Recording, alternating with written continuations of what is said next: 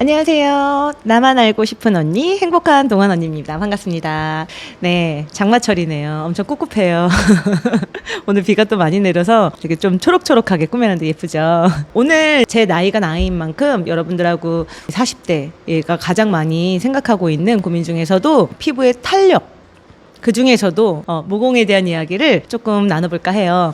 모공은 실제로 과도한 피지 분비나 늘어진 피부 원인이 딱 두 가지. 저는 일단은 바르는 제품으로 이게 개선이 가능하냐라고 누군가가 물어본다면 없다. 저는 모공은 그렇게 많이 육안으로 보이지는 않는 편인데 슬프게도 제 나이 또래는 거의 다 모공이 이렇게 육안으로 보여요. 좀 늘어졌다는 거죠. 뭐 젊었을 때 안 좋았던 습관도 있을 수 있고, 그리고 좀 선천적으로 어렸을 때 피지 분비가 과도해서 모공이 늘어질 수밖에 없는 그런 피부를 또 많이 갖고 있는데요. 아까도 얘기했지만 두 가지 원인이 있다 그랬어요. 피지 분비가 좀 많다. 그리고 피부의 이제 탄력도가 저하되기 때문에 생기는 모공의 늘어짐. 원인은 딱 두 가지라 그랬어요. 피지 분비가 많다. 성인이 되어서 피지 분비가 많다. 그러면 저는 거의 100% 생활 습관이 좀 많이 안 좋게 되어 가고 있다. 음식 같은 거, 스트레스, 잠 같은 거, 이거 거의 영향을 주는 것 같더라고요.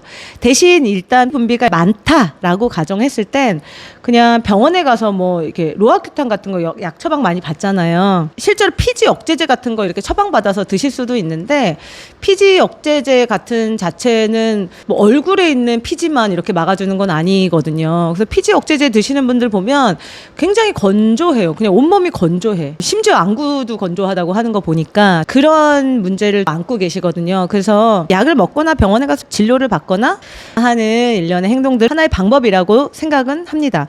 두 번째, 이제 피부가 늘어지는 현상. 피부가 늘어진다는 거는 탄력이 떨어진다는 거잖아요. 탄력이 가장 좋은 게 아무리 생각해봐도 저는 수분, 보습밖에 없다고 생각해요.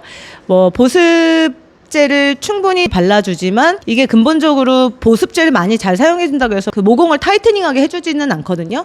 실제로 탄성이 좋은 피부가 피지선조차 탄성이 좋다. 회복되는 탄력성이 되게 좋다. 실제로 탄력 좋은 사람은 모공도 굉장히 작아요. 그래서 사과 같은 거 있잖아요. 사과 잘라놓으면 산화되면서 갈변되죠? 누렇게. 근데 그 누렇게만 돼요? 쭈글쭈글해지잖아요. 수분감이 날아가면서 색깔도 변하지만 산화도 되지만 쪼그라드는 것 자체가 그냥 수분이 없다는 거예요. 피부도 마찬가지죠. 수분을 채워주게 되면 실제로 그 탄력도 당연히 좋아 보이고요. 수분이 있다는 거는 탄력도 좋고, 탄력을 지키는 섬유들이 있잖아요. 그 콜라겐, 엘라스틴.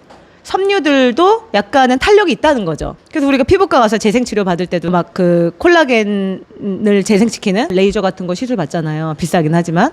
그래서 일단은 탄성이 중요하다. 탄력이 있는 피부는 그만큼 모공에 대한 고민이 없고, 모공이 커졌다 하더라도 탄력의 힘을 쓰면 마라톤과 같아서 탄력을 지켜주는 행동들 통해서 결국에는 모공에 대한 고민도 해소가 된다. 보습제는 굉장히 중요한데 어느 정도 좀 기능을 담당하고 있는 수분 크림이면 너무 좋겠다. 마지막으로 이 한마디는 좀 드리고 싶어요. 그러니까 뭐 피부과 가서 돈을 쓰는 게 그러면 이걸 뭐 굳이 막 자제하고 집에서 내가 최대한 할 수 있는 모든 홈케어를 끌어와서 해야 되느냐, 그건 아니죠. 나이 들면 저는 주기적으로 피부과 시술에 도움을 받는 것도 저는 좋은 것 같아요. 뭐 이왕 돈을 쓰고 시간을 쓸 수 있다, 그러면 저는 피부과 시술 괜찮다고도 생각하고요.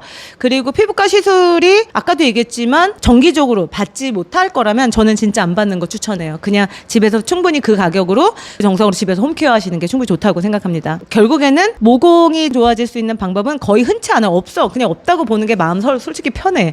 아니면 고가의 돈을 들여서라도 가서 시술 받고 약 먹고 할 수 있는데 일시적인 게 굉장히 대부분이에요. 지속력이 떨어진다는 거니까 딱 요것만 지켰으면 좋겠어요. 결국에는 나의 탄성을 지켜주는 어떤 과정 속에 좋아질 수밖에 없다. 보습 지켜주고, 자외선 차단제 진짜 꼼꼼하게 잘 수시로 발라주고, 그 다음에 항산화제 같은 비타민 같은 거, 요런 거 좀 좋은 거 집에서 드시면, 그러면 결국에는 그 콜라겐 재생이 저하되는 것을 막을 수 있고, 오히려 그 탄력을 막 일으키는 안에서 모공은 좋아질 수밖에 없다.